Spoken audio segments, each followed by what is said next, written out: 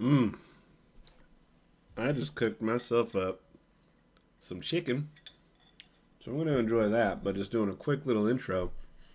We're finally getting to the movies we watched in October 2023. It was a long episode, so I'm going to split it up into two parts. So enjoy part one.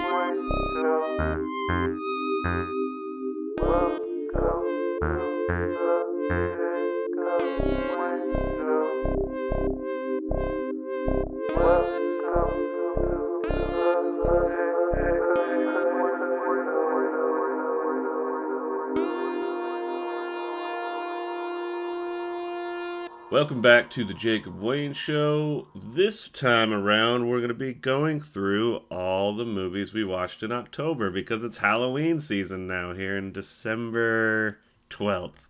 How you doing, Dan? I'm doing great. Good. You feeling all right? I think we're both maybe slightly under the weather during this, but Yeah, and 'tis the season. yep. So, the way I see it is we're gonna jump all the way back to October. We're gonna start trying to get caught up for you here, and then start be getting into more relevant and immediate movie stuff we're doing. But yeah, we needed to do October. Didn't get around to finishing it because of other stuff going on. So we're gonna do this hot and fast. And the first movie, which was October 1st, is the movie Casper, 1995, directed by Brad Silberling. The famous Casper the Ghost, 90s adaptation with Christina Ricci and Bill Pullman. And I gave it 3.5 stars out of 5. How about you? Yeah, I'd say that's pretty fair. I mean, it was a fun movie. It definitely aimed at kids, but if keeping that in mind, it was pretty good. I mean, I didn't have the nostalgia factor that I guess the rest of the people we watched it with did, but it was fun. Yeah, it's a factor that I think we touch on. Which I mean, Hmm. it's probably the case with anybody. But you were born in '91, correct? Yes. I am born in 1986, so it's not that big of a gap. But this is one of those Well, movies where Christina Ricci, it's like guys and probably a lot of gals my age, crush pretty hard on her. yeah. Like I remember Casper stuff being around and stuff. I just kind of missed the train, I guess. Yeah, Like I it's remember like McDonald's toys and shit, but sure. No, yeah, it was. I think it was a big moment for CGI as well. They were really pushing some stuff with it, like the translucent ghost thing, and it's flying yeah, around. And then there is this weird part in it that I had totally forgotten, where he changes into Clint Eastwood and a yeah, couple other things. You're like, and then they did cameos for it, but I was like, wait, what the fuck? And it was just really odd. Um, yeah, it's sufficiently kind of dark for a kid movie, which I also appreciated. But it's not too yeah. dark. It's not like Artax drowning in the never-ending story, like I watched with No. Kellen last night. But Um, yeah, it's so once again the key distinction is I give it 3.5 out of 5 based on how good I think it is as a film. And but I did really mhm. like it, and that's just the nostalgia factor. Yeah, it was an enjoyable watch for sure. Yeah, it's also good seeing Bill Pullman get wacky and get killed, turn into a ghost for a Yeah. while. With that, like I was saying, hot and fast, so we're gonna move on. I have to go back a page each time with this. The next one we watched was Brain Dead.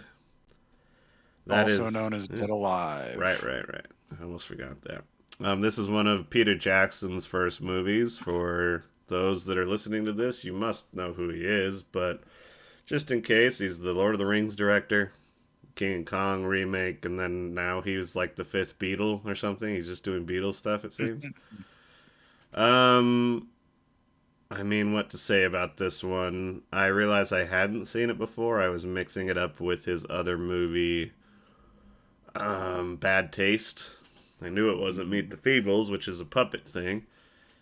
Came out in 1992. I gave it 5 stars out of 5, especially considering the budget limitations it had. Oh yeah, yeah. I mean, I'd probably give it like a 4 or 5, but it's the practical effects and just the completely over the top gore is what it's for. Like that, they're just having fun. Mm-hmm. Well, and just utterly excessive, like the weird baby thing Yeah, that like they attacks him in the park and he's just beating the shit out of this baby, and you're like, yeah, it's it's fun. a lot of it's very much played for laughs. Like it's definitely very self-aware. It's not like a more serious kind of horror thing. It's very much a comedy with lots of gory horror elements. Mm-hmm. And I think with that's why I give it 5 out of 5 is because sometimes my assessment of that is its genre and what it's attempting to do, and I just think it's kind of like a masterwork in low budget comedy horror. It's like Hmm. kind of a hard thing to pull off, in my opinion. Some people maybe I just mean, eat that shit up, and anytime there's an attempt at it, they're like, ah, it's a comedy horror. Who would have thunk it? But it's actually kind of really hard for it to work for me sometimes. yeah. And I mean, comedy horror in '92 wasn't exactly like a prominent genre. Like it's a lot more common now to do a comedy horror, but Yeah, I don't know how many have been done before that. They exist. Like, I mean, as far back as like Abbott and Costello Meet Frankenstein and stuff like that. sure. But in But terms of it like a was a gore fest type approach, there's yeah, like Evil gore Dead fest. 2 Yeah. maybe, and Hmm. I don't know. Beyond that, it's pretty much yeah. It was seems like it was Evil Dead's thing, and then people started doing stuff like that. Hmm. But anything else on that one? No, it was great, and I think everybody should watch it. Highly recommended. Mm-hmm. Now this one, we did a whole series. We watched Midnight Mass, directed by Mike Flanagan, a director I think both of us like. This was his one of his many Netflix series that we had both heard about to varying degrees. Hmm. Um, I think we went in pretty ready to like it, and I think we both ended up kind of hating it. I gave it 2 stars out of 5, and I didn't like it. Yeah, I'd say that's about fair. I mean, it's hard for me to give it such a low score because of I there are think I lots would of actually things. adjust it now to 3. That 2 is how I There's a felt about it. yeah, yeah. I there's so many things that are done very, very well. The cinematography is pretty darn good. Mm-hmm. It's what it really comes down to is the pacing and the writing, I think, are awful. Yeah. No, yeah. Would totally agree. It's looks great. Everybody's taking what Mike Flanagan gave them and acting the shit out of it. Yeah, acting's not bad. The idea, spoiler, the creature, which is just a vampire, their idea of that was cool. Yeah, Like yeah. how it The behaved, but the thing is that the thing didn't even show up till like halfway through, and I know some people more might than be halfway like, through. oh, Like, it's a it's Jaws. You don't want to reveal it too soon, but it's like no, it was like the story was fucking lazy, and the I'll say it again, the Red Letter Media guys seem to love it, and I usually like sync up with them, but not on this one. Like, and they mentioned that like oh, or like people just afraid of the monologues and what they're talking about, and it's like no, the monologue. Ready for a monologue driven thing most of the time. yeah. I posited that you and I, growing up where we did, and dealing with certain Mhm. things with religion and just God and the afterlife and guilt and all that. I think that's such well trodden ground for us that the things Yeah. this show says is not that deep. It feels like trite Facebook memery. Yeah, definitely. And maybe other people don't like thinking about this kind of stuff, so when a show can kind of sneak by them and start going on that stuff and they hit them with something, it's like, oh, that was amazing. Like, they did something really deep with, like, this tale of addiction, but it's like about God, and it's also that, but it's a vampire, and it's like, yeah, like haven't you ever watched any other vampire stuff? Like that's pretty Yeah. much baked in a little, and Yeah. yeah, I don't know. I'd say I'd Pacing and say writing was yeah what makes me pacing and dislike it writing. so much. It it could have done very well with all of, the plot points they had if they cut maybe 2 to 3 hours out of the 7.5 hour runtime. Mm-hmm. Like, it just needed to be tightened up and just drop the shit that it doesn't matter. Like, it, even some of the monologuing was fine. It just went on Just a ad ton of nauseum, them like didn't need to just happen. repeating itself over and over. Like, we get it. Yeah, we get it. Yeah, we get it, buddy. You don't need to keep writing the same thing over and over. We get it. I think that was what it was. Is we were like, okay, like we went in. The Red Letter Media guys mentioned that there was going to be this monologuing thing, so I was ready to accept that. And then I think it was somewhere a little bit past the halfway mark, and I'm like, oh my god, are they having this conversation again? And Yeah. there's one scene in particular near the end that I'll, even though it's like spoilers and stuff, I'll just leave it to you to decide if you want to watch it because a lot of people love this. They think it's like the best shit ever. So, there's just like one character, like really just talking about what she thinks existence is. It's like, oh Mm. my god, shut up! Like, it would just, it just would not stop. And I'm like, this I, isn't even a I monologue anymore. This is like, what is this? This is like It's just maddening. like, yeah, like Crystal Lady Facebook post of like, we're dewdrops We're and dreamlets. sparkling dewdrops Sparkling and dreamlets. I remember dreamlets like, come specifically. I was on. like, ugh, shut up. Like, Yeah, I don't I I don't vibe with that at all. so I will mention this before moving on that we started up House of Usher, and I was I in an. finished it. Oh, you finished that. I Um, did.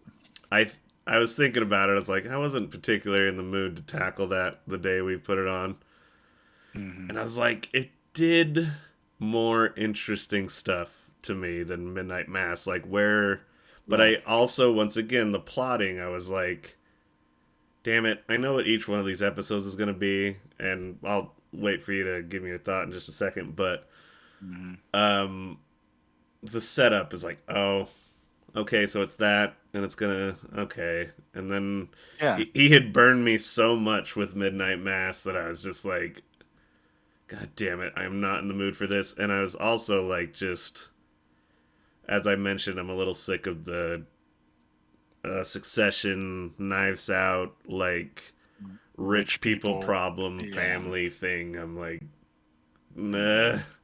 But let's go ahead and get your thoughts because I was like, I was gonna ask you if you maybe watched a couple more and if you thought it was worth it. Maybe I'd try to catch up. But I binged the whole thing, just like, one of those Sunday morning whatever throw it on things. It mm-hmm. um it falls into the same trap of the beginning of every episode and the end of every episode is good and the middle is trash.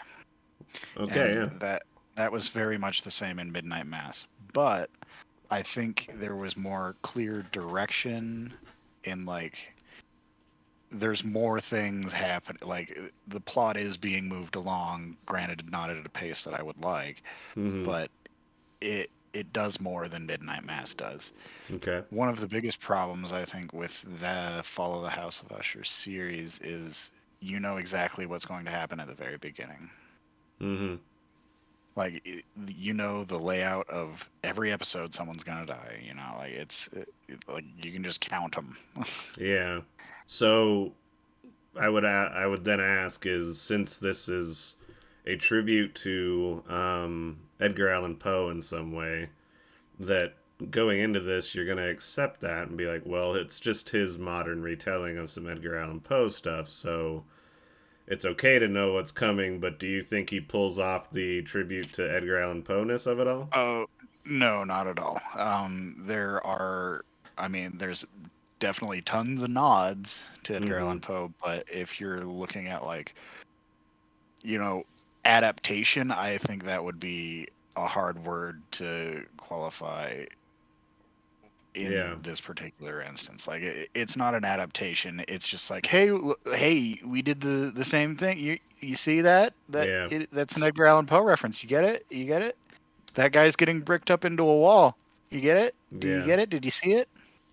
Yeah, And it the it doesn't. Yeah, doesn't the follow. only one I think I watched the first episode, which is the setup, and then part 2, which was I think the Mask of the Red Death is what they were sort of going for.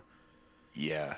And I was like, by the end of it, I was like, oh well, cool, there it is. But leading up to it is like, is this the Mask of the Red Death? I don't, not sure. If they, There's a yeah, it party is. and the people die like that. Yeah, There's it's very like you took two ideas from a Poe story and we're like, okay, we're gonna change everything else. and we're gonna try to make Succession. Yeah, and yeah, it very much is Succession, but with murders.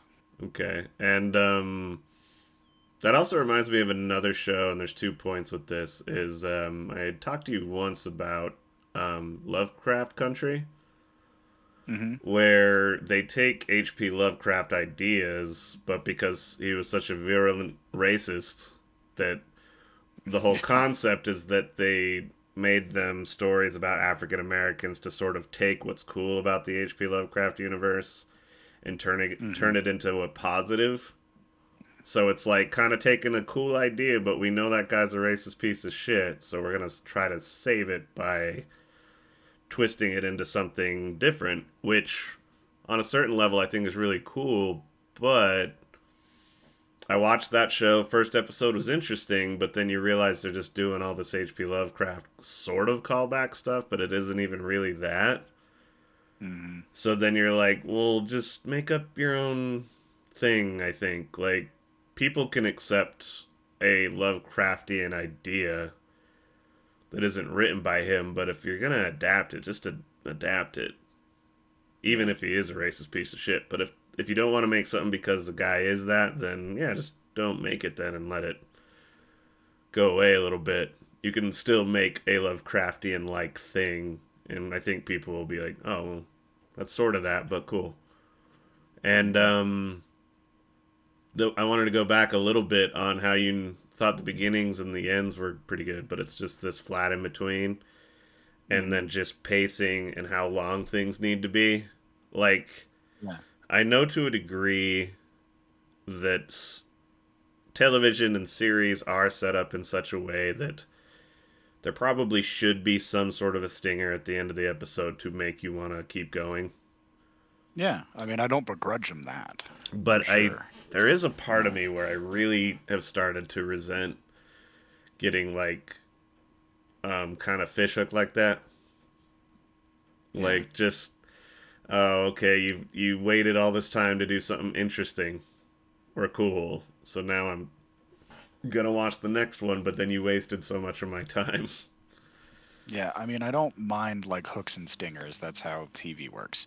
What I mind is you have to have the substance in the middle to branch everything across, and it doesn't exist Yeah. with Flanagan's writing in these two series. Yeah, because there's this it's the tail end of Barry, where a different type of thing. It's comedy, but also sort of drama. Weird thing that Bill Hader did on HBO, Hmm. and his last season takes this big shift and turn in the middle of it, and I loved that because it was like, whoa, what the fuck? And then it spends the next 2 episodes like just really slow, and then rebuilding from there. but it is Mm. also creates an effect of like, what are they doing? And I'm not sure. And they don't do the obvious, like, just so you know, this is what's going to happen at the end. So, like little things. It's just, it goes a long way to mess around with the structure a little bit. And I mean, one thing I'll say about Barry is there's never wasted time in it, even if there are more boring episodes. If that makes Yeah. sense. Like, I don't know. Yeah, so we can quit bitching about Midnight Mass, but I know that you and I had a lot of thoughts on it, and Oh, definitely. just a little bit more before we do move on, though, is I do like Mike Flanagan, and Yeah. I wanted to whenever, like yeah, it. Like I came in really wanting it. I gave it a good shot, but man, and when didn't pull it I, off. yeah, when I think of Doctor Sleep, it's one of my favorite King movies. We'll go over that in the King list when we finally wrap all that up. Mm-hmm. Um, but I think that is maybe a little bit of what it is. I want him to adapt other people's stories. I don't like him as a writer. Yeah.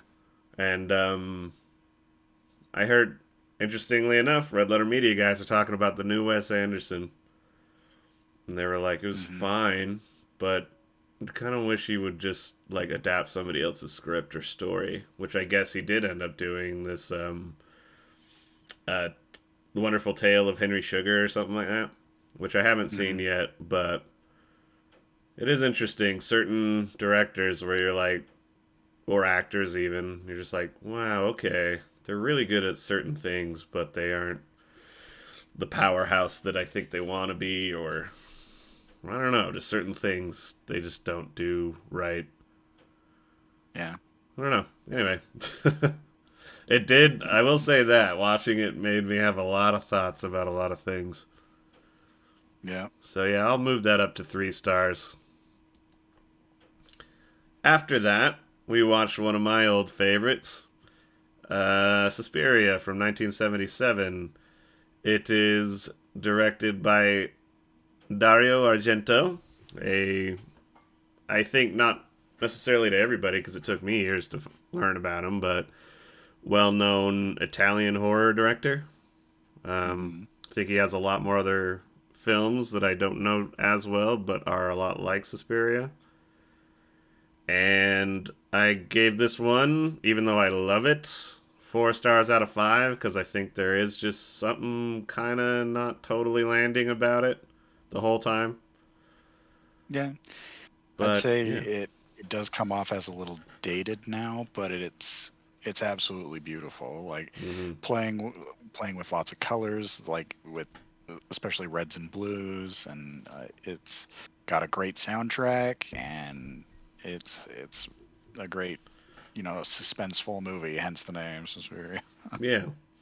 I think for anybody that knows who I am, can even see my room in this video, knows that I like really bold colors. If you've seen my artwork, it's also the same. So when I found this dated 70s style movie with like just everything's drenched in a bright color, like really deep reds or Hmm. like, I mean, just really primary color type stuff. And I don't know, just the set designs with that 70s style. The fact that it's an American traveling to Germany made by a French guy, or not a French guy, Italian Yeah. guy, is Hmm. a weird, wonderful blend of stuff. The soundtrack by the band Goblin. I know this has happened in other movies. You maybe got Tangerine Dream on. Um, what's the one with Tom Cruise and Tim Curry? Legend? Yeah. Hmm. Yeah. There are these great moments of bands like just getting recruited. I mean, shit. Tron with Daft Punk. Hmm. I love it when that happens. I wish it would happen more often, especially when a lot of cool creative bands need work. Yeah. We still haven't watched the remake. I want to, but it's a long commitment. I think it's over 3 hours, and Oh wow. it's different, totally different, like palette. It's pretty much the same story with a couple like little adjustments, and the score is by Tom York from Radiohead. Oh, nice. And it's one of those instances where they did a remake of something I love, and I think I like it more than the old one, but I love both, and like they both exist as their own pieces of art. And I was like, Yeah. man, like it was such a creative, cool way to do a remake of something like this, where I think I myself and probably some people way more so are a bit precious about it, and it's like still they just did something really cool and unique with it. I mean, also it has Tilda Swinton in it with the pretty epic moment, so there's that as well. Yeah. Um, the story itself is just really cool. It's like Coven of Witches, but it's a dance school, Yeah. and yeah, It kind of reminded me a little bit. This is a little bit of a stretch, but a little bit of like Black Swan. mm-hmm.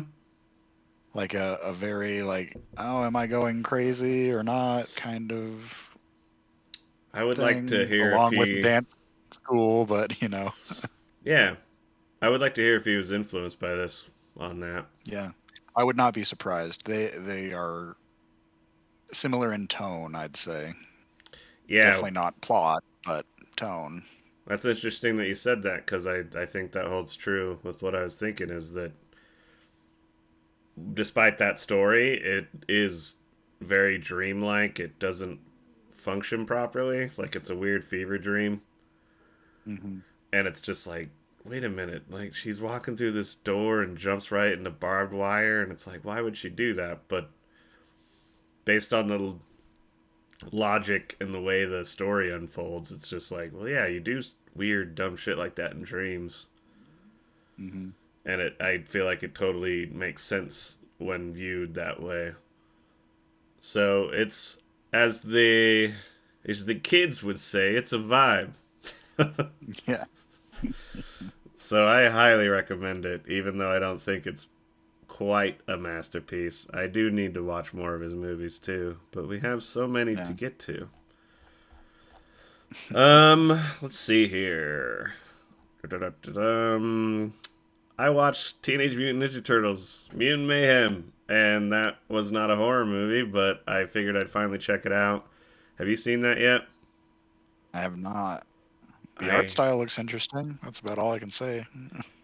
so then I can save thoughts on it if you intend to check it out, or I could just do a quick little snap thing, but I mean, I might watch it. I'd say go through it now. okay. It's 3 stars out of 5 for me. Um one of those things and I didn't like it. There are things I liked, but I think are not going to be improved upon in sequels. If anything, they'll get worse. There's a Trent Reznor score, which that's interesting. That's Like, okay, cool. a musician score. There you go. Yeah.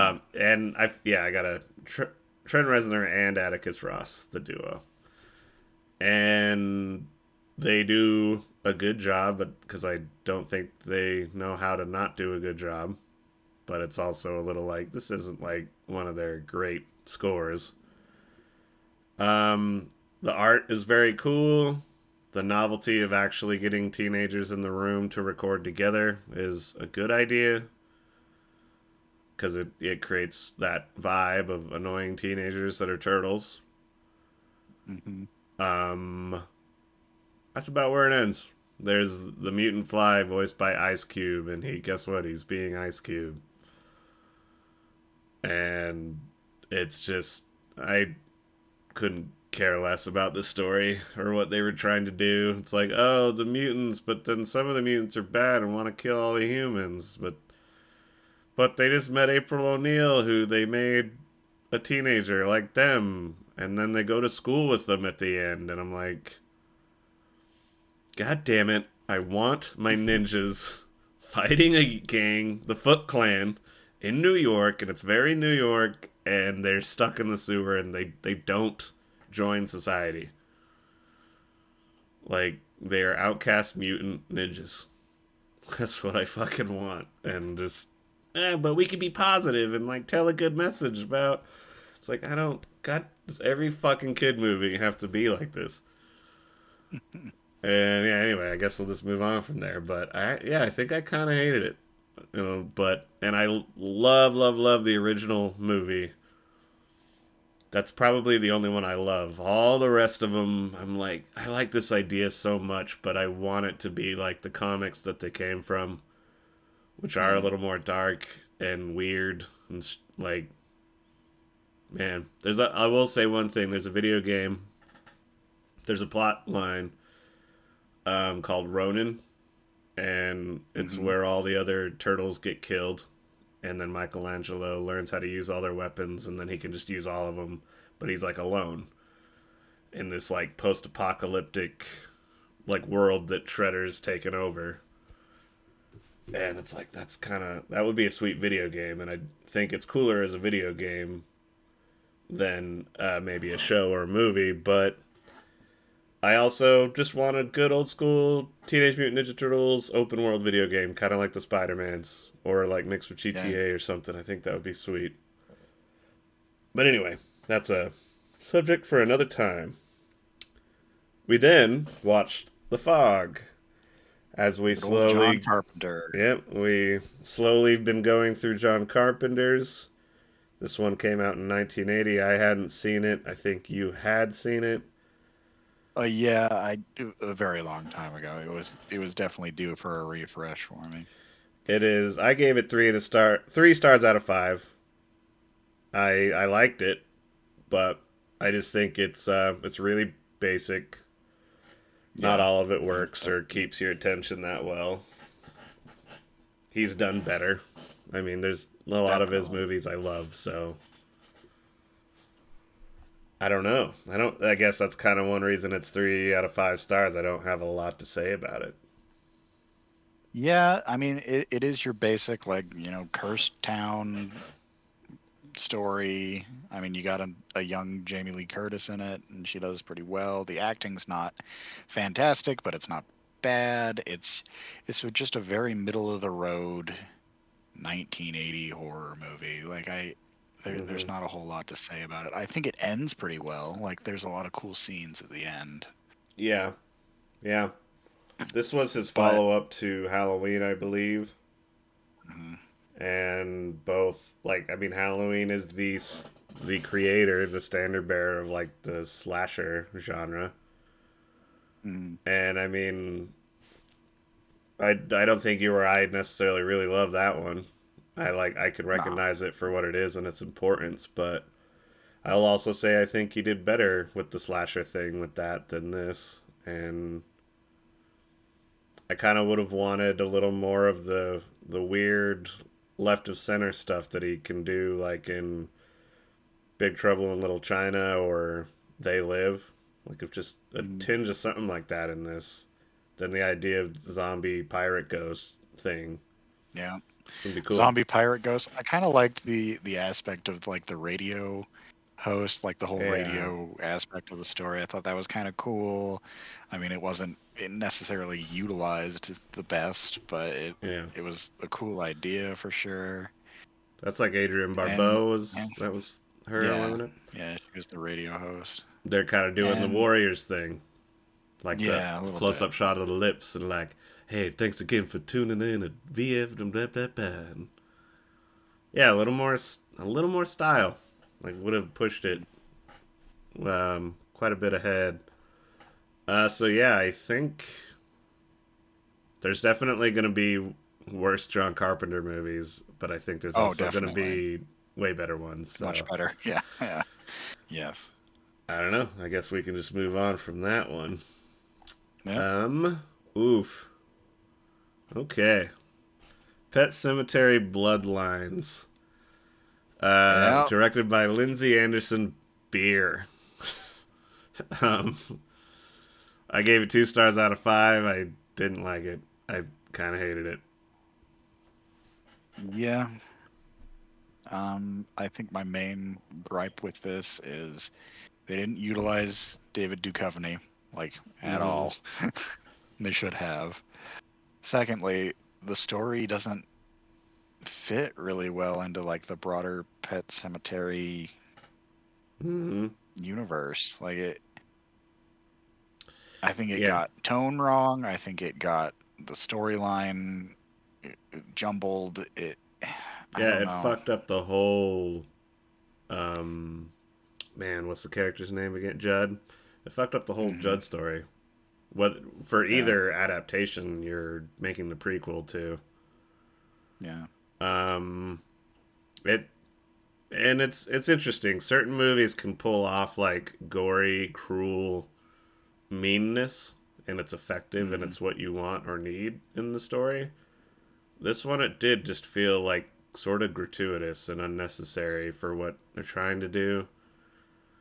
And yeah, once again, it's not doesn't have a drop of Stephen King vibe.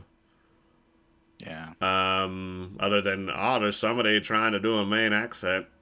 There's whatever, but um, and I think that is what I hated the most is oh David Duchovny, huh? I'll give this a go.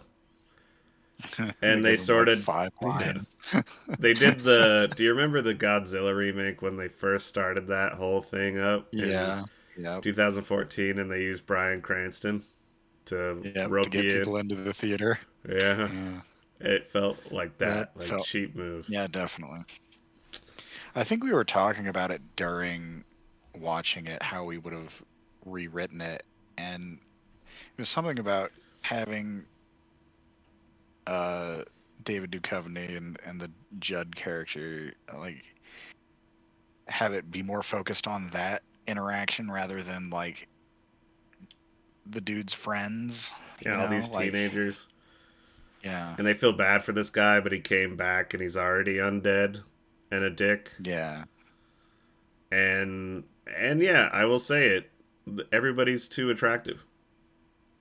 yep, Like, no, this girl looks like she's from 2023. This is supposed to be in the 70s, or yeah.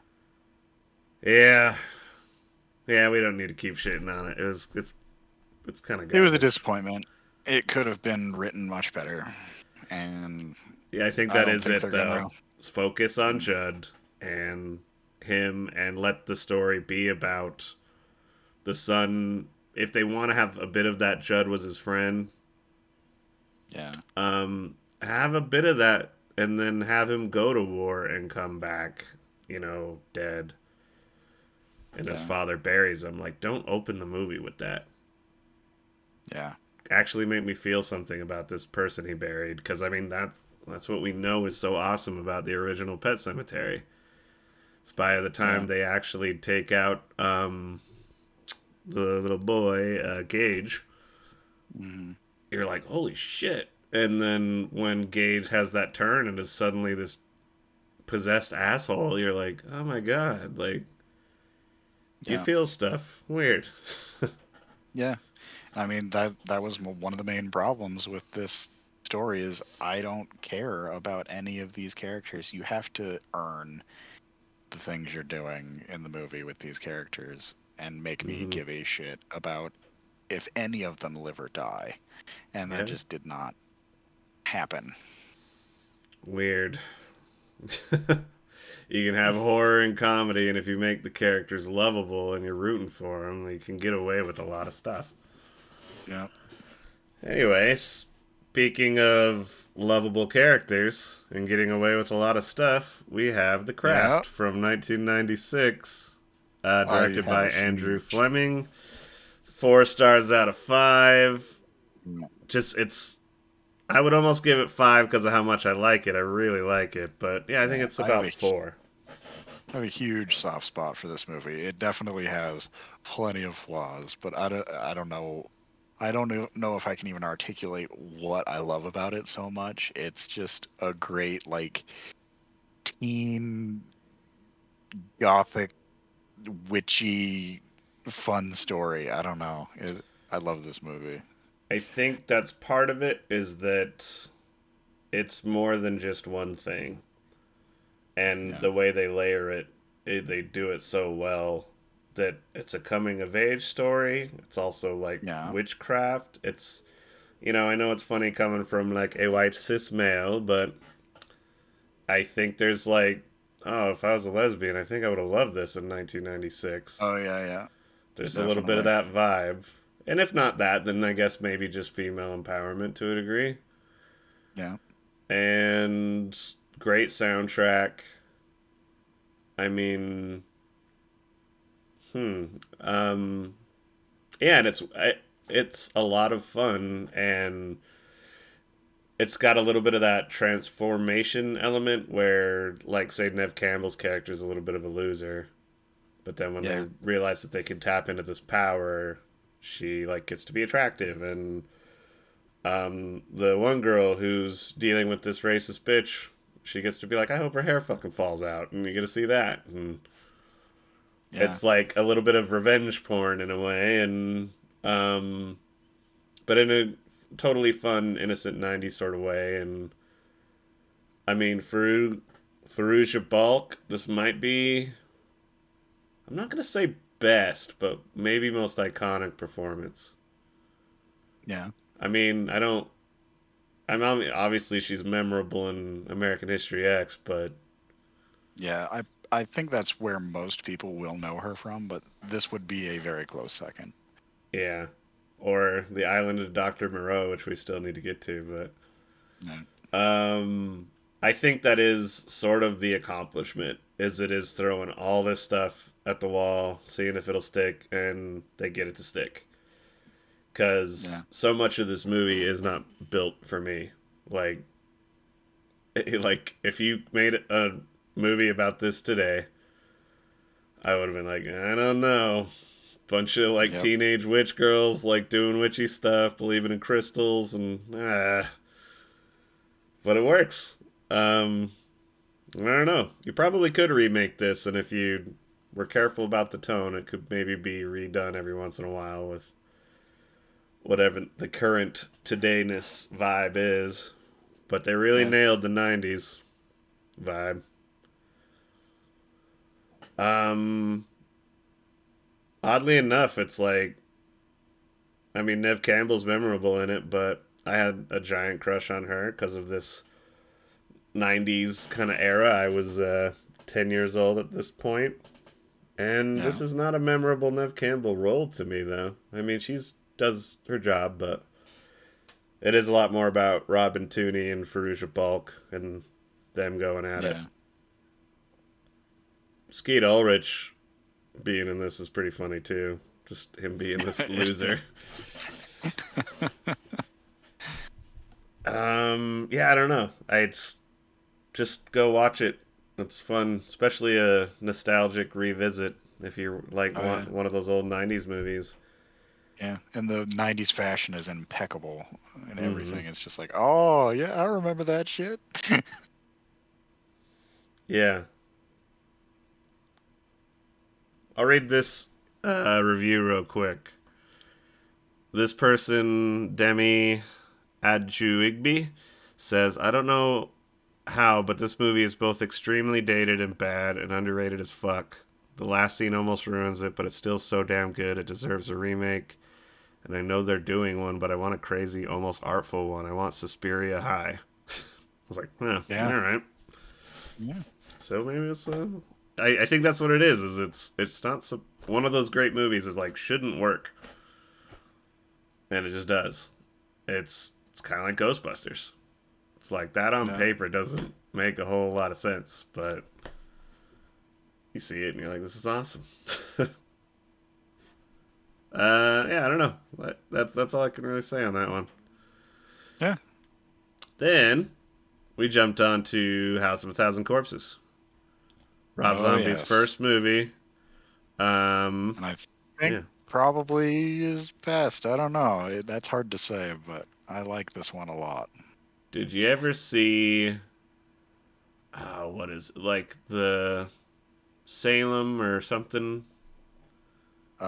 No, wait a Uh, minute. uh, I don't even think it's that one I'm thinking about.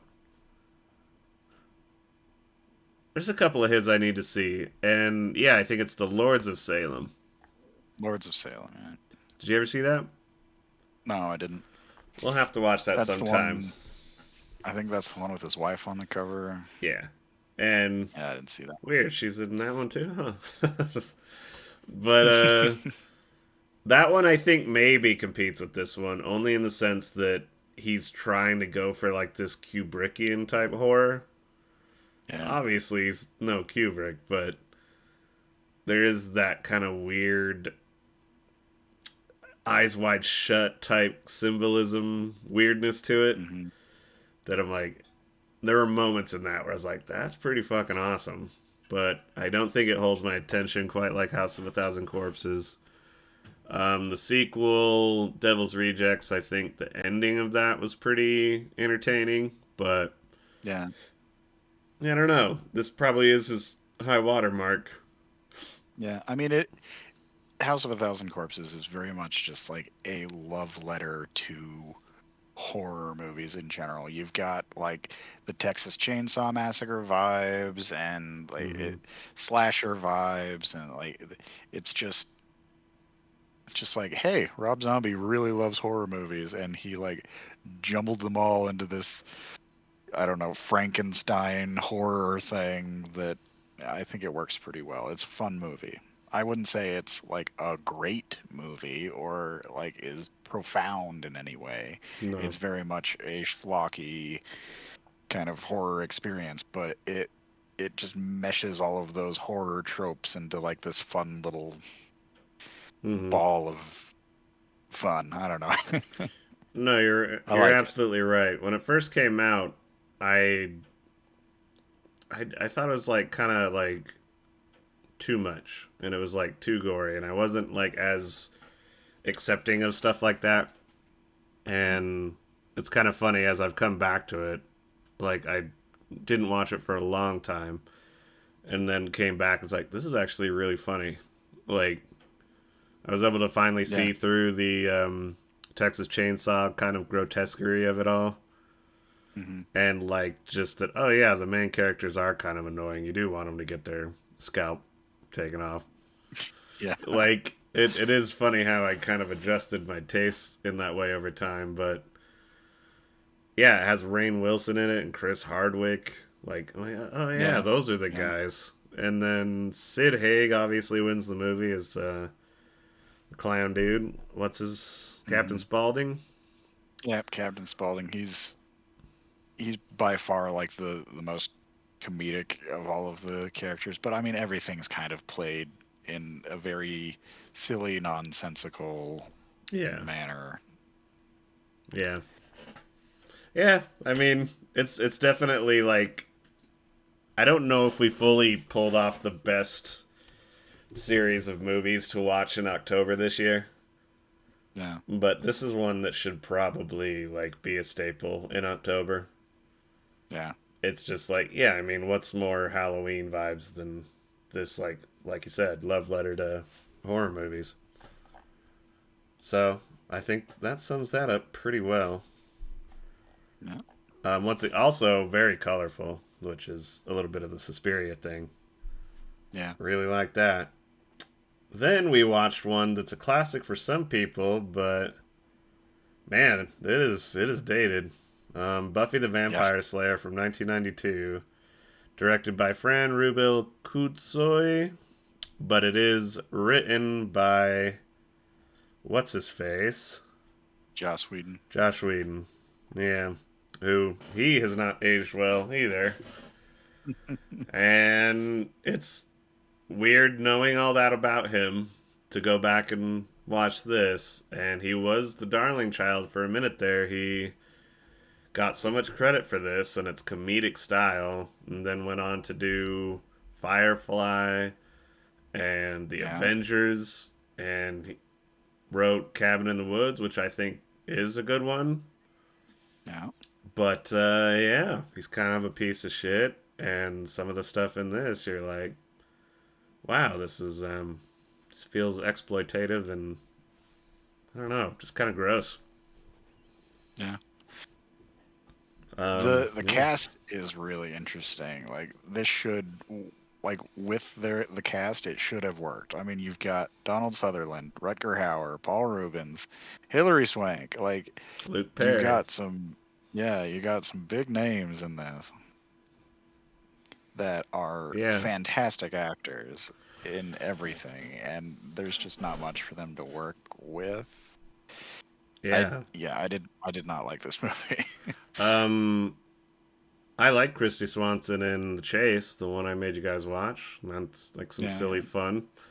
But she's all like gone weird MAGA. So I was like, no. yeah, Ugh. It's just like. So I don't know if Christy Swanson's going to draw me in, but if you tell me there's a vampire movie that's like 90s vibes and has Rutger Hauer, Donald Sutherland, and Paul Rubens in it, and I'm like, that's probably awesome, right? Like, which yeah. is why I wanted to jump into it. I had never seen it. And I get. Did you ever watch the show? I think the show overtook the I watched popularity of this movie. I watched some of the show. It's not my vibe, and I know that's controversial to say because people absolutely love Buffy the Vampire Slayer, and it's just didn't click with me. Nothing wrong Not with my that. cup of tea. You're not a bubblegum teen. No. Yeah, guess we can move on from that one. I was disappointed. I was like, oh, kind of would have thought that would be great, and it's one of these ones I should have been watching, but yeah, no. Mhm. All right, we're getting into the second half of this. We're doing good. Might speed up a little bit, but then I showed you guys Phantasm. I think Yeah. another low key classic B movie, 1979, directed by Don Coscarelli. This is like quintessential one of those movies where he locked himself in a cabin for a week or something, probably doing plates of coke, Yeah. and just This puts this this is whole a movie cocaine together. movie. Yeah, This cocaine is movie. definitely this is a cocaine movie. And it's I give it 4 stars out of 5. Once again, I love it, but it's just not fully clicking. It's not doing everything masterfully. It's just a lot of fun and weird, and once again another fever dream kind of thing. I'm guessing with Suspiria and other stuff that was a little more common back in the 70s. Yeah. Just like a lot of style and imagery, but the story is kind of weird and Yeah. convoluted. Not much substance, lots of style. Mm-hmm. Um, this guy, some people try to recommend him as like up there with your Freddy Krueger's and Jason's. They call him the Tall Man. Hmm. I need to watch some of the other ones just to kind of see what they do with him. But um, yeah, he's pretty memorable. Always like walking tall and lanky and strange and just boy like. It's like, all right. It was a Um, fun movie. Yeah. yeah, It was fun. it's also silly. Um, Yes. Very 70s, very silly. yeah, the weird milkman who's friends with the brother and his little brother, and it's like, well, Yeah. why? Who? Don't trust the The milkman like relationships this. are like hard to parse because it's like Yeah. who is yeah. And then yeah, like the weird mustard blood. Like, Yep. That's pretty great. uh. Gotta have that yellow blood. And then I mean, I think the thing that wins the movie is the flying orb, Yeah. just flying around the corner and sticking in his people's brains and draining it. You're like, oh, it's okay. Um, yeah, I love the movie. I think the less you know about it going into it, the better. It's one of those. Yep. Then we watched a classic. We watched Poltergeist. Most people have seen Wonderful movie. this. Directed by Toby Hooper, but totally a Steven Spielberg movie. He has his Hmm. hands all over it. I think some people even argue that he kind of pretty much directed it. But yeah, I don't know. Toby Hooper's got a vibe of his own, so maybe it's a little bit of collaboration more than people give it credit for. But I give it 5 stars out of 5. It's one of the best. Absolutely. I mean, it's Poltergeist. What is there to say about it? Go watch it if you haven't. Most people have. Yeah. Um, Absolutely should be plugged in October every year.